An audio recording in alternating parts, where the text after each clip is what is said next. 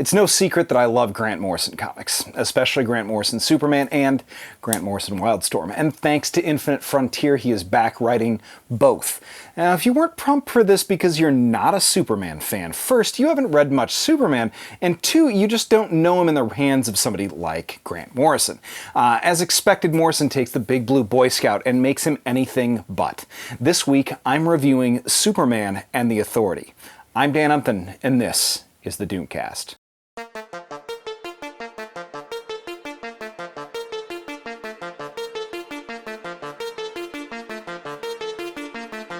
Hey, thanks everybody for watching. I make about one video a week, and it would really help me out if you hit subscribe and click the bell, because guess what? They're all pretty great.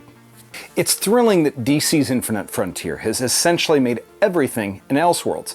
That may be a stretch, but the door is open for any and all what-ifs with very little restriction.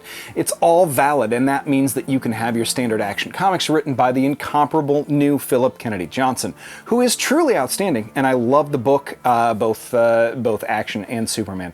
But you can also let Superman share a book with Wildstorm's The Authority, and written by somebody who did some pretty highly controversial runs of both Superman and The Authority. Not to mention, he wrote the book on the multiverse. Of course, Grant Morrison's All-Star Superman is much less controversial than Frank Miller's All-Star Batman, but Grant Morrison's All-Star Superman does much the same as this Superman and the Authorities, pulling at the myth of Superman and superheroes as a concept in general through an extra continuity storyline focusing on Superman losing his powers, which you'll be astonished to learn is also happening in Superman and the Authority to one degree or the other. And also, of course, Morrison's take on the Authority famously lasted a whole 2 issues. This book follows Superman and American history in roughly real time. Superman is asked for assistance and guidance by President John F. Kennedy in early November 1963, who asks him to pledge to ensure a finer world.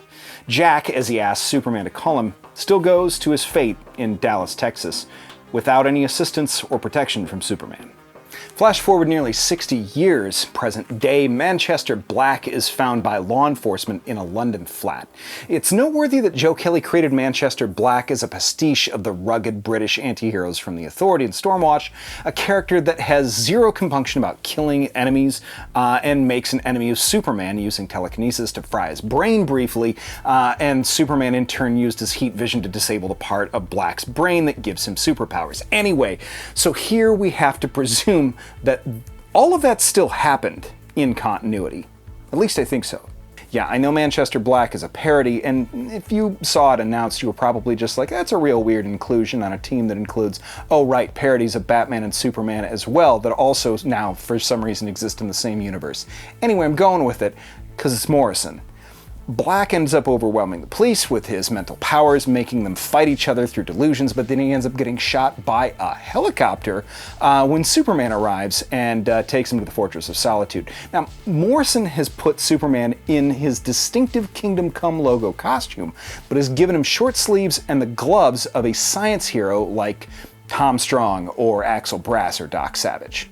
And with super science, he explains to Black that the Kryptonian nanites are repairing his now broken and quadriplegic body, and that he needs Black's help in creating a finer world, as he promised Jack Kennedy.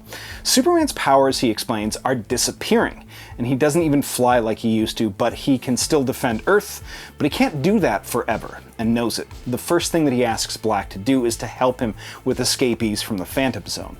Now, Superman convinces Black that despite Black being a completely trash person, the world needs him.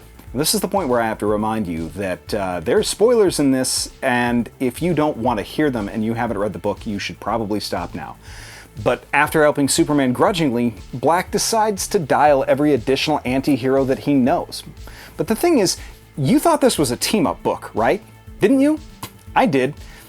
After a toast of mineral water to a finer world, Black ends up retching, passing out, vomiting, and apparently dies.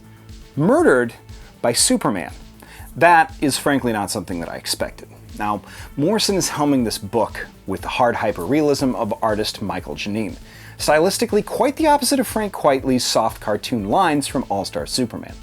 In issue 1, he's got my attention again, turning the Man of Tomorrow's tomorrow into a grim solution even Batman would rarely even consider treading. Now, I don't think we need another evil Superman story. And I'm not really sure that that's where Grant is going. I'm gonna go ahead and give him some leeway on this because he's got my attention, like I say. I'm pretty excited because this 4-issue series has already done what good comics do, and that's changed the game and surprised the reader. A book where Superman is killing his own foils and parodies created by other people from other universes? Yeah, I'll read the hell out of that. Thanks everybody for watching. This has been the Doomcast. We'll see you next week.